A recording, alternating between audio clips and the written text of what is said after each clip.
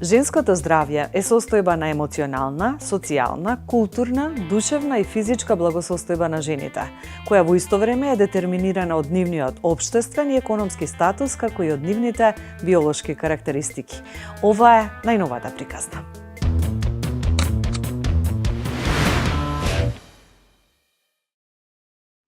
Јасмина Арсова Чашуле без табу теми отворено зборува за женското здравје и сите животни предизвици со кои се соочила уште од рана возраст.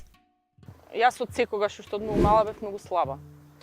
И на мои 3-14 години го добив првиот циклус, бидејќи тоа беше некој 8 одделение веројатно и имав 45 кила тогаш. И уште веднаш почнав со нередовни циклуси, имав силни болки, едва ја издржував на училиште, например, да стигнам до дома. И така некако целиот живот се навикнував на тоа да живеам на апчиња против болки. И стално морав во джеб, во ташна, во ранец, секаде да носам со себе лекови. За во случај, нели, ако добијам, да имам апче. За менструацијата не можам да се сетам како точно сум дознала и кога, веројатно многу мала, бидејќи нели дома исто мајка живеев, таа стално имала влошки дома. Меѓутоа знам дека од пето одделение некаде веќе имав другарки кои што седнуваа на клупа и кои што нели не вежбаа со изговор, мислам со реченица наставнику имам добиено.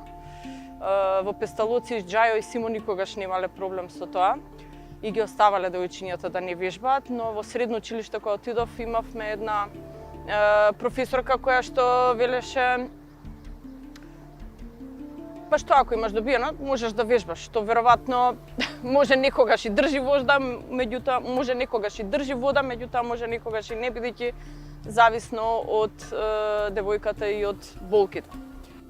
Менструацијата за некоја жена не представува никаков проблем, но за повеќето, меѓу кои е и Јасмина, таа е болна состојба. Она што би сакала да го потенцирам и да го кажам е пред се тоа дека јас можеби во околината не сум имала проблем со некој да ми пререче, да ми се подсмева. Значи, таква ситуација е да кажеме, или може ако имало сум ја изигнорирала. Она што се сеќавам многу силно е тоа дека во училиштата никогаш немало убав хигиенски простор. Вецата стално биле, а и до ден денес мислам дека не мислам, туку сигурна сум дека се неприлагодени за да можеме нормално да промениме влошка. И тоа се уште се случува.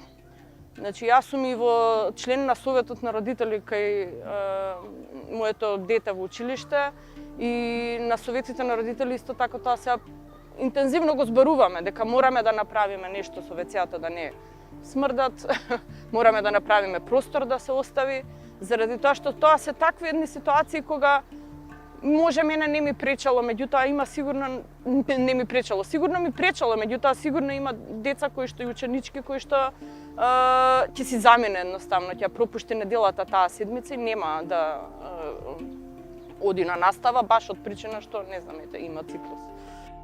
После болните менструации во животната приказна на Арсова Чашуле следела дијагноза полицистични јајници, па скриен шеќер. Со оглед на тоа што бев секогаш многу слаба и не давав доем на докторите дека сум, како да кажам, хронично со полицистични јајници, мене некако можеби како и да не ме третираа, сигурно и јас самата не си пружив повеќе внимание. Знаете како јас многу млада почнав да работам по медиуми, по продукција, сите оние рокови, сите оние трчања, значи никако можеби не знам, не ми дадоа време да си се посветам себе си. Но некаде на 28 години, на 27 години одлучив дека сакам да имам дете и почна една сага која што траеше околу 5 години и 3 години од кога више се обидувавме со сопругот, одевме на најразлични доктори сегде, ја реков готово кревам раце, ми е гајле што сака нека биде. Ако останам трудна, останам, ако не останам, тоа е тоа. И имав среќа што доктор Даниела Иванова, која исто е во оваа емисија, на еден сосема случаен преглед ме праша: ти, вика, имаш ли дома во фамилија шеќер, заболени од шеќер? Викам да. И па провери скриен шеќер. Мене секогаш ми биле во ред крвните слики, мене секогаш шеќерот ми бил во ред, меѓутоа тука се покажа дека уствари искриениот шеќер доведе веројатно за после една година јас останав бремена и родив здраво право дете. Така да тоа е една среќна, да кажам, околност. Од друга страна е една, што кажува доктор Даниела, ти си сосема нетипичен пример на полицистични јајници и тебе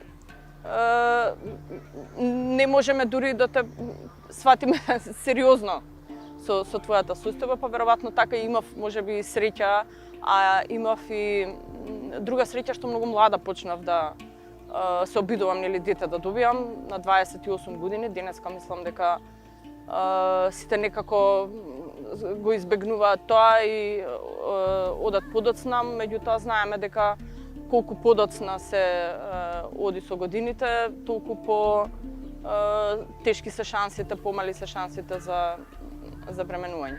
Но јас имав нередовни циклуси.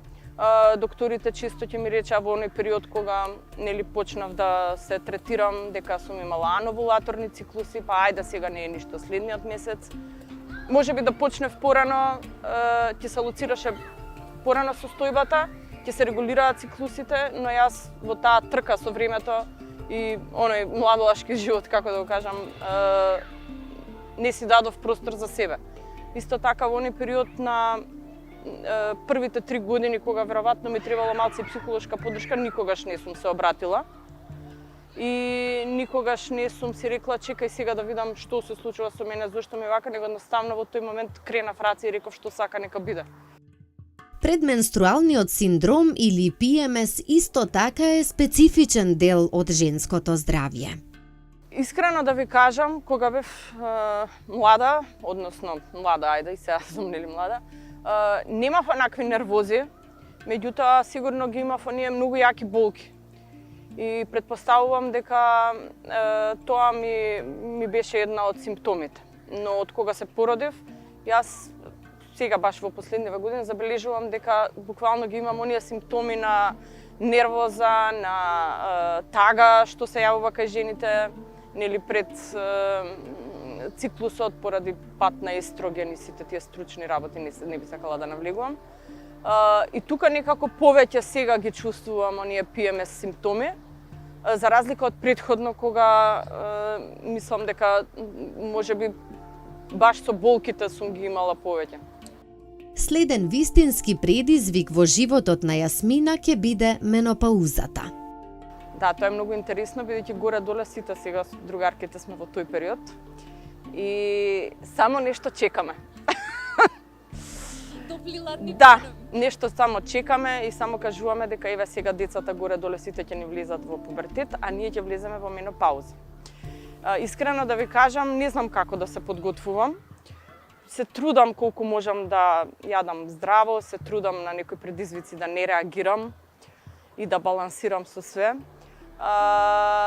И читам постојано, ете сега ги има нели на веб сајтовите и баш прочитав дека тоа е интересно и треба да го истражам понатаму во источњачката култура како жените уствари ја сваќаат менопаузата, кажуваат дека тоа е еден период кога уствари почнуваш една нова ера, да кажам. Разговорот го завршивме со нејзина препорака за идните генерации. Матичен гинеколог може девојчето да одбере уште на свој 12 години. Така да не е страшно и не е срамно да се одбере уште во најрана возраст. Симптомите на детето да не се игнорираат доколку се тие силни болки, нередовни циклуси, значи мора да се посветиме малце на нашите деца. Исто така би сакала да испратам еден апел и до Министерството за образование како клучна институција, како клучна точка, каде што ќе се потрудиме сите и советите на родители, да кажем, и училишните совети и министерствата, да тоалетите ни бидат како што треба да ни бидат. Да се инвестира и во технички персонал, да се инвестира и во инфраструктура, да се инвестира и во образование реално на учениците, бидејќи секогаш кажуваат не ги одржуваат децата тоалетите. Меѓутоа, мора да има достапност на хигиенски влошки, мора да има простор каде што нормално ќе може да се обави таа промена на влошки на девојчиња, жени во сите години и во сите места. Хроничниот стрес може да доведе до покачени нивоа на кортизол, нарушување на хормоналната рамнотежа и придонесување за состојби како анксиозност и депресија. Промените во животниот стил, вклучително и лошите навики во исхраната и недостатокот на физичка активност, може да ја влошат хормоналната регулација, особено во однос на дебелината и метаболистичкото здравје.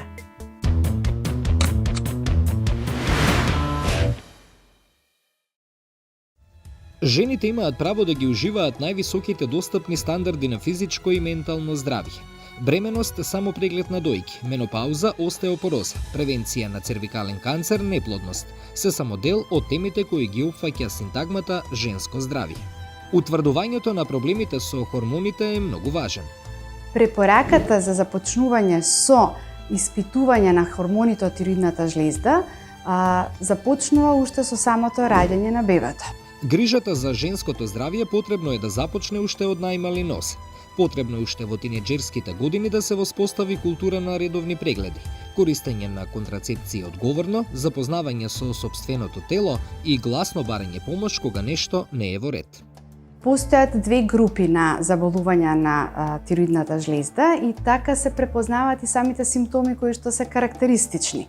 Доколку постои физички проблем, тоа значи доколку имаме видлива промена, односно гушавост во предел на тироидната жлезда, тогаш се гледа како еден венец во самиот врат, односно се гледа дека тироидната жлезда е зголемена, или пак доколку постои некој нодус или цистична промена и последното нешто нормално карцином на тироидна жлезда, тогаш тие се карактеризираат само со испакнатина на едната страна, евентуално на двете страни од тироидната жлезда.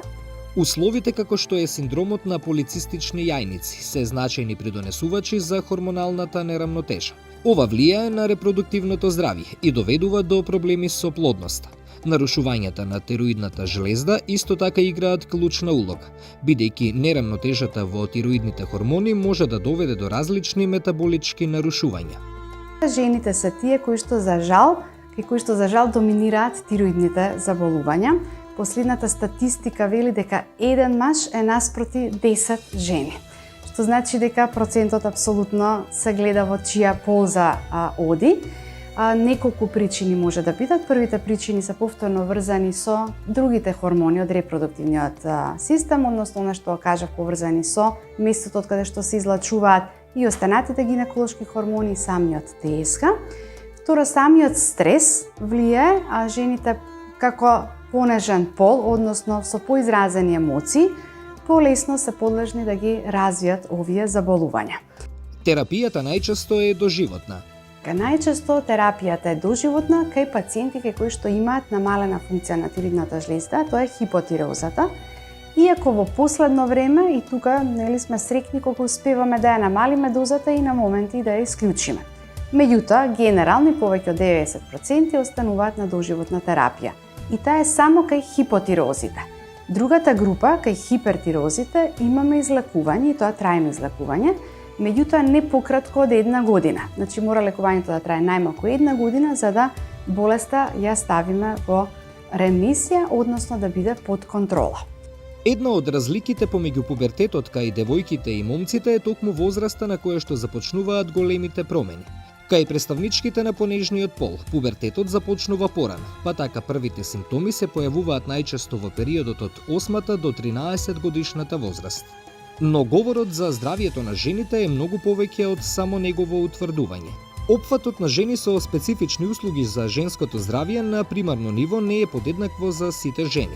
Односно најчест проблем се одредени маргинализирани групи како ромки, жени од рурални средини, жени кои живеат во неповолни социо-економски услови и слично. Структурните разлики и лошата усогласеност меѓу здравствените системи ги предизвикуваат овие нееднаквости, кои често ги оставаат жените неспособни да ја добијат потребната нега на вистинско место во вистинско време.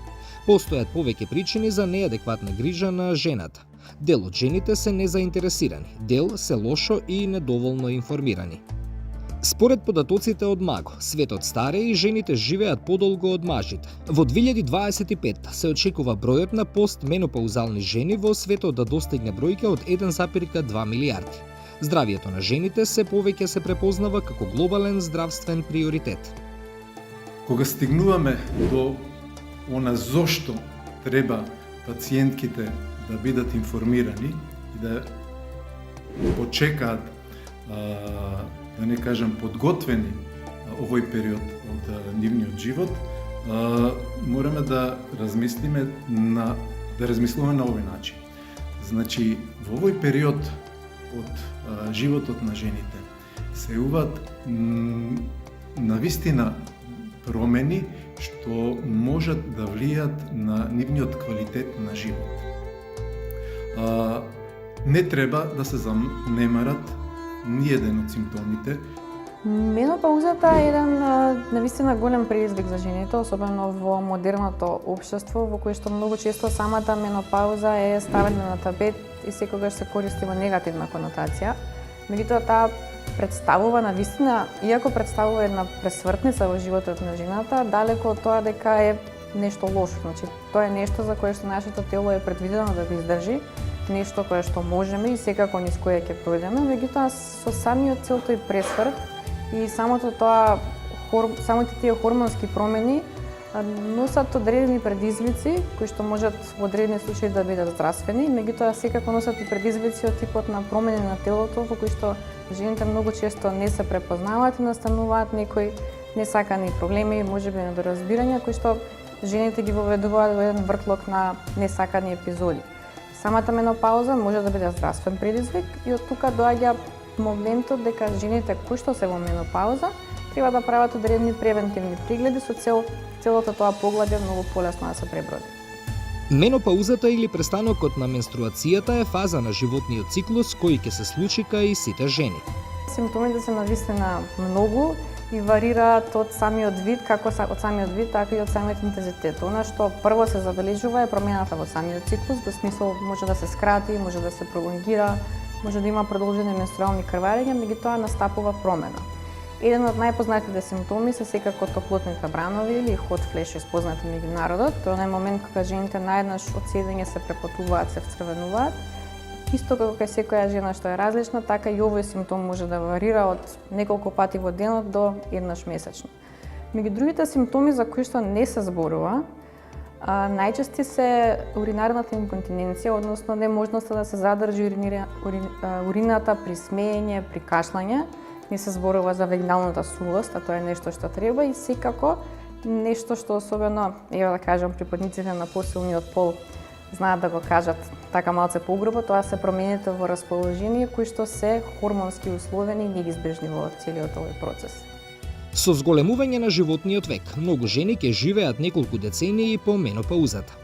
Пациентките кои што се во менопауза треба да имаат здрав начин на исхрана, значи нема да кажуваме што е здрава храна сега, меѓутоа има и некои намирници кои што се богати со фитоестрогени. Тие се природни естрогени, бидејќи во тој период имаме ниско ниво на естрогени, може на природен начин да ги надополнат во житарици, некои во хелјда, во тие може и да се прочита, да си прочита секоја жена во кои намирници има фитоестрогени и да ги воведе во исхраната и секако физичката активност да си вежбаат пациентките јога, да си пешачат, да не оставаат да седат само дома и сето тоа ги доведува во еден зачаран круг, цело време си се вртат во круг, се ја зголемуваат телесната тежина и сето тоа ги доведува до тоа депресивно расположение.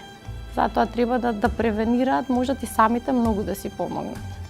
Свесноста за женското здравје е многу важна. Преку нејзиното подигнување може да се спречат многу здравствени проблеми кај жените. Превентивните гинеколошки прегледи се клучни за женското репродуктивно здравје.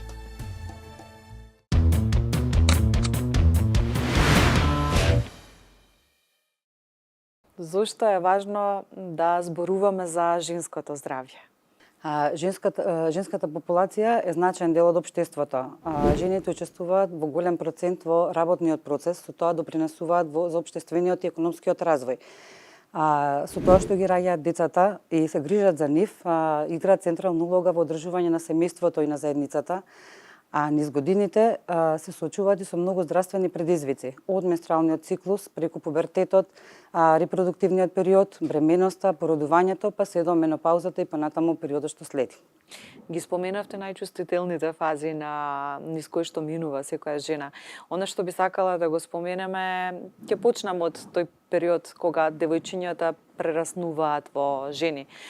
Колку во таа насока е важно да им се предочи дека грижата за своето здравје е многу важно. Колку во таа насока е многу важно да им се спомене што треба да знаат за првиот менструален циклус. Не само за првиот менструален циклус, значи грижата за себе почнува уште од најмали нозе, нели преку она што ги едуцираме за лична хигиена, како да се грижат за себе преку едукација за правилна исхрана. Меѓутоа, кога ќе дојде времето на пубертетот, веќе малку се згоснуваат работите и за нас како родители, па како професионалци, а претпоставам дека на децата им е уште повеќе тешко. Она што треба ние да го направиме е да им ги даваме правите информации. Значи, многу е битно да знаат децата што ги следи, каков период им доаѓа. За менструалниот циклус мора да се зборува многу отворено, бидејќи тоа е многу битен сегмент од развојот на едно девојче и мора да знае што представува менструалниот циклус, како да се соочи со него и нормално личната хигиена која е многу битна во тој период. Се чини дека ние сепак сме уште општество во кое што има стигматизација, па дека е срамота кога имаш циклус. Како да ги ослободиме девојчињата од тој товар? Само со отворено зборување. Значи, она што треба да го знаат, да знаат што им се случува. Ако знаат она што им се случува, лесно ќе биде да се соочат со тоа не е проблем, нели, тоа е физиолошка работа, меѓутоа мора да бидат спремни за тоа што може да им се случи. И многу е битно да напоменеме и како професионалци и како родители дека првите гинеколошки прегледи можеби не е лошо да се направат во периодот околу добивање на менструација, за да знаат дека тоа е нешто што треба да го прават низ годините што доаѓаат. Значи, многу е битно секој девојче да биде спремно дека треба да има свој гинеколог, со кој што ќе има близина, контакт, каде што може да се обрати за секој проблем што нели понатаму си доаѓа низ годините.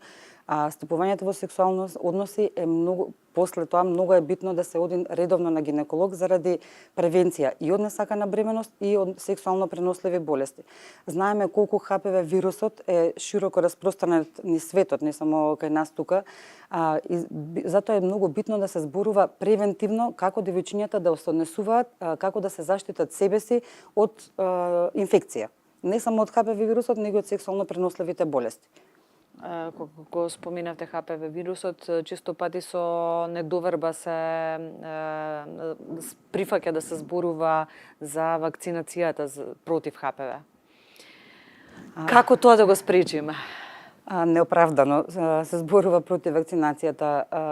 Значи, вакцините низ годините уназад се смислени, се направени за да му помогнат на човештвото да опстои. Значи, знаеме колку болести се ерадицирани со примена на вакцините. Со ширење на ХПВ инфекцијата веќе се соочуваме со така посериозен проблем на присуство на карцином на грлото на матката, кој што за среќа пак можеме да делуваме превентивно, да го на време фатиме со редовни гинеколошки прегледи.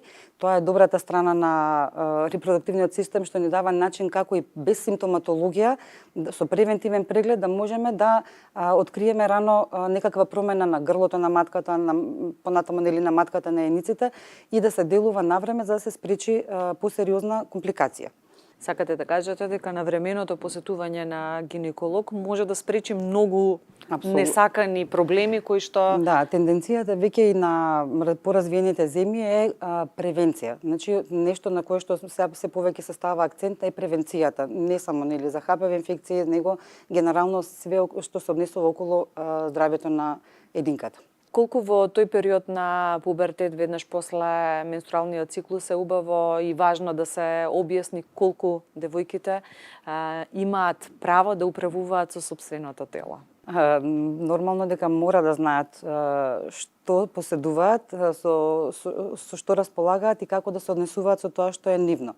Добивањето на менструација всушност нив ги внесува во еден период каде што доаѓаат во период на зрелост, каде што може да се случат нели и сакани и несакани работи.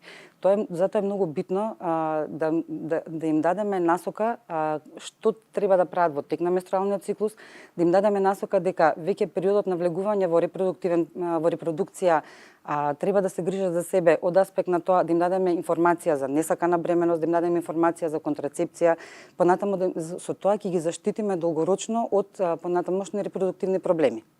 Често пати кога се зборува за ова, најчесто се разгледува како момент дека е премногу рано да се зборува за сексуалноста во тој период на детскиот развој, бидејќи се сваќа дека им наметнувате да почнуваат со сексуални активности прерано.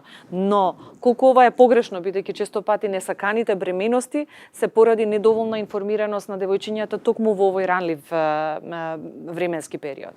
Значи, мора некако да се ангажираме повеќе, да ги образуваме за сексуално здравје девојчињата, па и момчињата, не само девојчињата, бидејќи од тие први почетни чекори понатаму може да им зависат и многу други ситуации во животот што следат. Значи, затоа е многу битно и контрацепцијата и заштита од сексуално преносливи болести. Тоа се сериозни работи за кои што мора да се разговара со почетоците на менструалниот циклус. Без стигми. Без стигма, срамење, апсолутно. Така. Споменавте дека низ развојот на жената, како што се развива, се соочува со различни периоди во својот живот, со различни предизвици во рамките на тој животен развој. Во таа насока, колку сме едуцирани што се случува во рамките на бременоста, на почетокот, во незиниот развој, кога знаеме да побараме помош, кога знаеме да се обратиме на својот гинеколог, да ги побараме прашањата кои што не интересираат. Некако послободно се зборува во моментот кога ќе дојде една бременост, па тука малце и повеќе со интернет информирањето, дури има и повеќе прашања од што се потребни за во текот на една бременост, меѓутоа многу е битно да се разговара со својот гинеколог пред се и од самите почетоци да се прават редовни гинеколошки прегледи. Она што сакам да го кажам, сексуалните односи не се само некаков предизвик, меѓутоа мора да знаат девојчињата дека со стапување во сексуални односи мора да почнат да посетуваат гинеколог, бидејќи редовното посетување на гинеколог понатаму ги спасува, да речам, ги спречува од дополнителни непотребни компликации. После 40 години обавезно редовни мамографски прегледи. Мислам дека радиолозите препорачуваат на 2 години да се прави понатаму во текот на животот. Колку постпородилниот период е исто така значаен и од аспект на истиот би сакала да ги споменеме оние психолошки промени кои што може да се случат кај жената.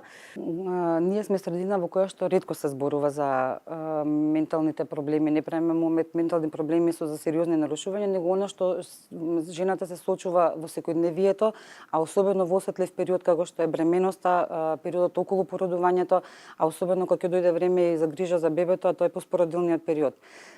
Постпородилната депресија некако станува сепак актуелна тема за анализирање, бидејќи се зголемува бројот на жени кои што малце потешко се справуваат со своите емоции во постпородилниот период, затоа е клучно отворено да се разговара и за таа проблематика. Би сакала да го споменеме и периодот на менопауза, се чини дека тоа е чувствителна фаза низ која што поминува секоја жена, но еве кај нас како жените да се обесхрабруваат, се чувствуваат дека се стари ако влезат во менопауза или ако кажат дека препознаваат некои симптоми. како да им помогнеме да разберат дека тоа не е страшно, дека тоа е нормален процес и дека тука не завршува животот. Да, тоа е нормален процес кој што следи во текот на животот на една жена. Па ќе се навратиме, најбитно е да знаат, да бидат информирани кои се симптомите кои што може да ги очекуваат во тој период на менопауза, перименопауза, а понатаму и во периодот после комплетно губење на менструалниот циклус, како треба да се однесуваат со себе. Значи, апсолутно животот не завршува, нити на нашата амбициозност за живење завршува тука, меѓутоа треба да знаеме како да се однесуваме. Значи, повторно ќе се навратиме. Редовните гинеколошки прегледи, редовни прегледи за на време превенирање од карцином на дојка. Значи, тие се некои елементарни работи кои што мора да ги знаеме, кои што доколку ги следиме, понатаму ни следат бројни денови на уживање.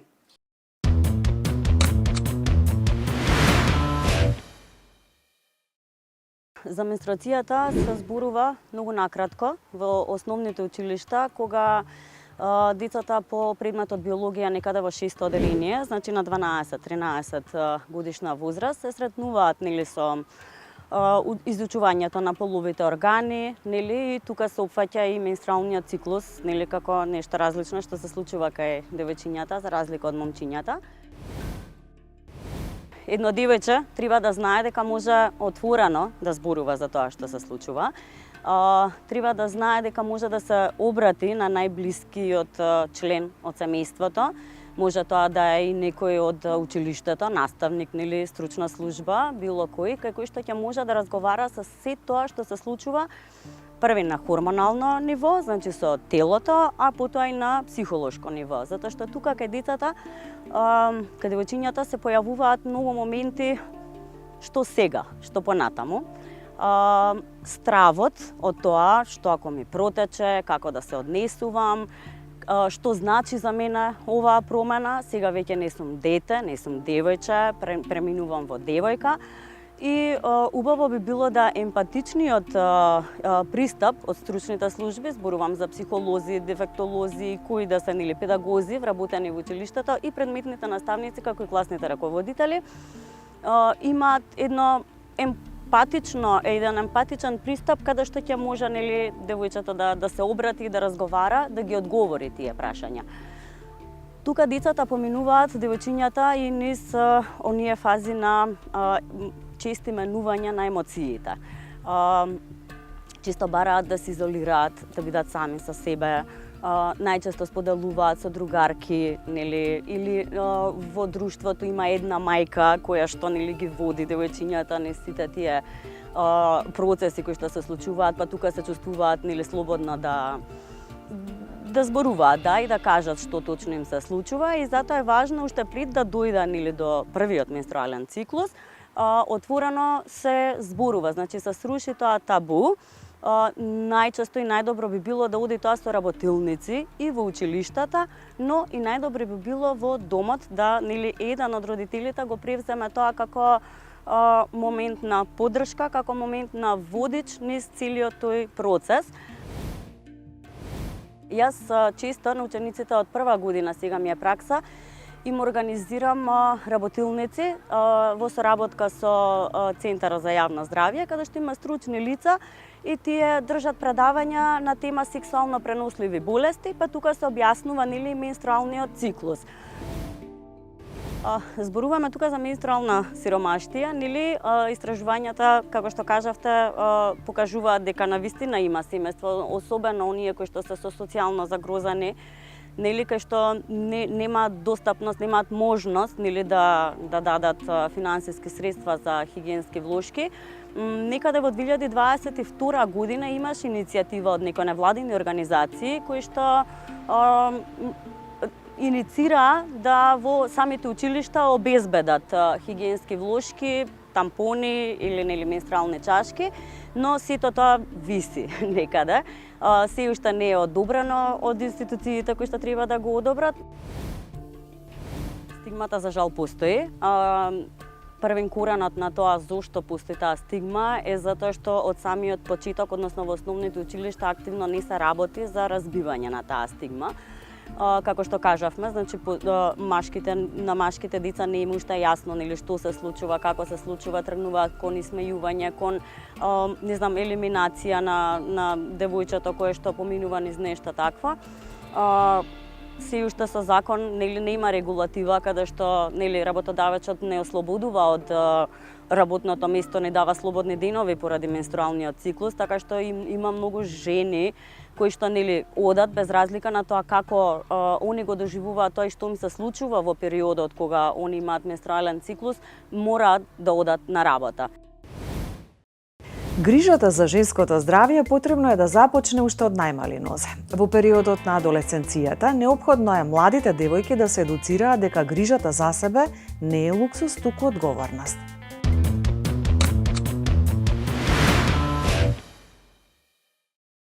Менструацијата представува практично месечно крварење кое е производ на менструалниот циклус. Значи, менструацијата е периодот на крварењето, а менструалниот циклус е периодот од првиот ден на крварењето до наредниот ден, прв ден на новото менструално крварење. Менархата, првата менструација, го означува почетокот на репродуктивниот период во животот на секоја жена. Најчесто настапува околу втората година по влегувањето во пубертетот. Во првите 2 години е непредвидлива и често девојките имаат нередовни циклуси. Заедно со менструацијата, девојките започнуваат да се соочуваат и со симптомите на предменструалниот циклус. Првата менструација го означува и почетокот на овулацијата во женското тело и е знак дека жената може да забремени. Тоа е нормален дел од менструалниот циклус и вклучува физички и емоционални симптоми кои се појавуваат непосредно пред менструацијата, како акни, подуеност, исцрпеност, болки во половината, чувствителни и отечени гради, главоболки, зголемен апетит, раздразливост и така натаму. Кај некои девојки симптомите се поизразени и можат да бидат ублажени само со соодветни лекови. Менструацијата представува врв, манифестен врв, во развојот на репродуктивниот систем, како круна на пуберталните промени. Првата менструација се нарекува менарха, а се јавува различно, да речеме еволуцијски гледано, се порано и порано во последниот век, да речеме. На почетокот на 20 век девојчињата на 15-16 години добивале прва менструација, а сега веќе отприлика е норма околу 10-11 години годишна возраст да добијат прва менструација. Менструалниот период е само дел од месечниот менструален циклус на жената. Тој започнува на првиот ден од менструалното крвавење и трае до првиот ден од следното менструално крвавење. Менструалниот циклус го снабдува телото со важни хормони и на тој начин го одржува неговото здравје. Менструацијата се јавува како симптом, како симфонија на интеракција на неколку жлезди, органи. На прво место е мозокот и во него хипоталамусот и хипофизата, пинеалната жлезда, кои диктираат, дирижираат активност на многу жлезди во организмот. Конкретно, самиот пубертет започнува со будењето на јајниците. Хормон кој што предизвикува стимулација на јајниците е фоликулостимулирачкиот хормон. Тој се лачи во хипофизата и делува врз јајникот да во него почне групирање на една група на фоликули да почнат да растат. Од таа група нема да доживеат да овулираат сите, туку само единствен повластен фоликул ќе се претвори во фоликул од кој што ќе излезе јајната клетка. Односно, ќе настапи овулација. Пресметано е дека секоја жена во животот има 400 овулации, 400 менструални циклуси, 400 менструации.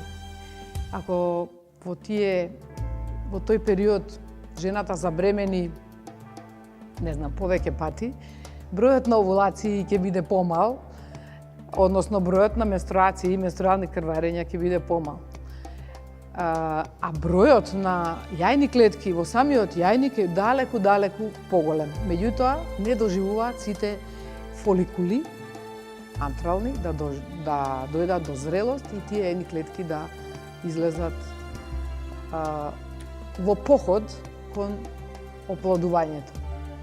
Нормалниот менструален циклус најчесто трае 28 дена, но времетраењето на циклусите може да варира од 21 до 35 дена кај возрастните и од 21 до 45 дена кај тинејџерките. Менструациите се карактеризираат со честота, на колку дена се јавуваат. Нормално е помеѓу 21 до 35 дена.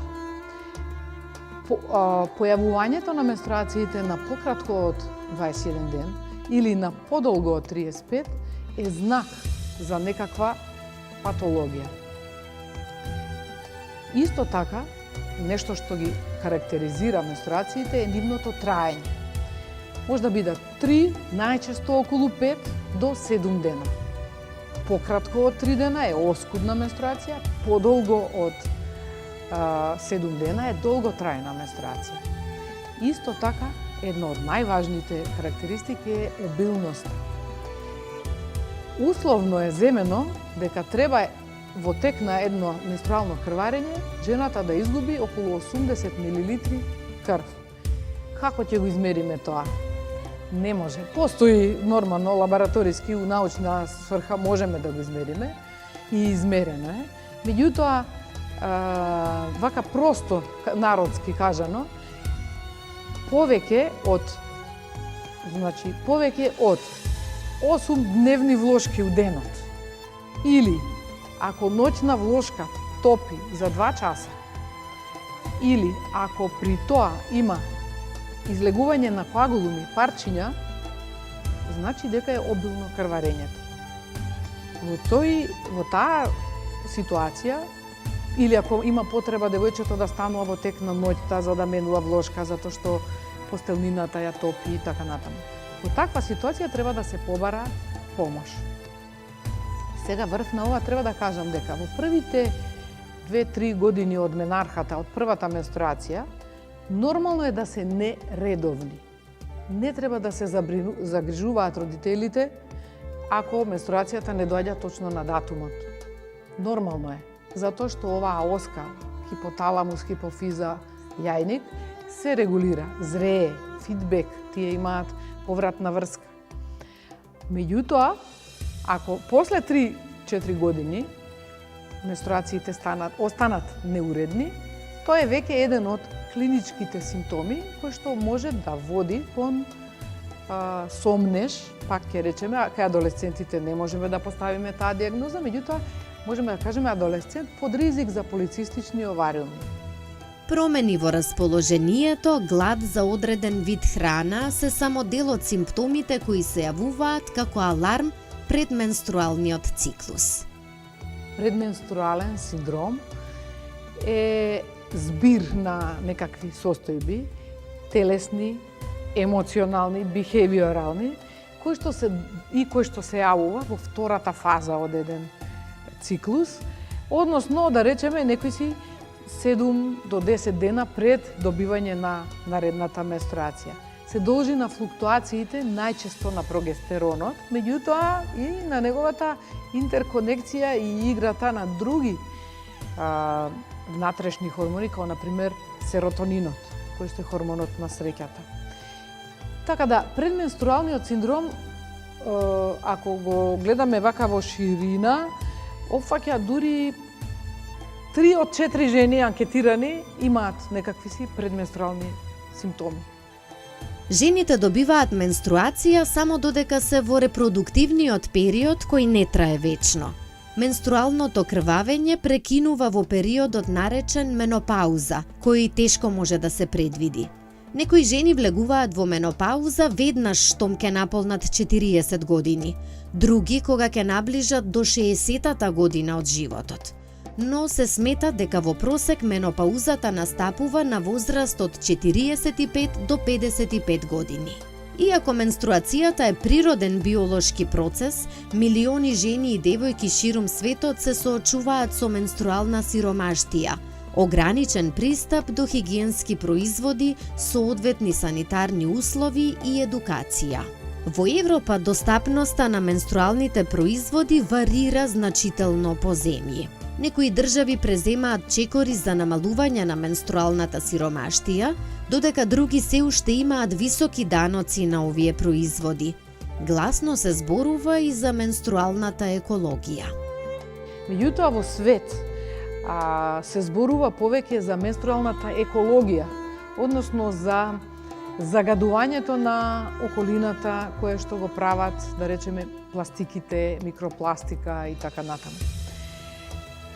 Сепак, не е тоа универзално правило, единствено правило по кое што треба да се водиме како здружение и како стручњаци во препорачувањето на хигиенските препарати е комоцијата, односно средството со кое што адолесцентката најкомотно ќе се чувствува. Во Македонија, менструалната сиромаштија е се уште присутна. Речиси секоја трета жена барем еднаш немала финансиски средства за купување влошки и морала да импровизира со крпи или тоалетна хартија. 77% од жените трошат од 101 до 400 денари месечно на менструални производи. 90% од испитаничките сметаат дека треба да има бесплатни производи во јавните објекти. Ние како Сдружение на гинеколози заедно со Општествено одговорна компанија направивме акција и во универзитетите беа поставени диспензери за хигиенски влошки. Тоа е препорачливо да се прави и пошироко. Значи, може би таа акција да ја превземе државата, да влошките бидат достапни во секое јавен тоалет, особено во училиштата.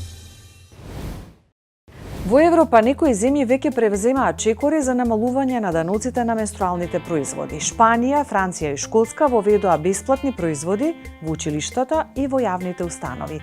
Време е за артикулација.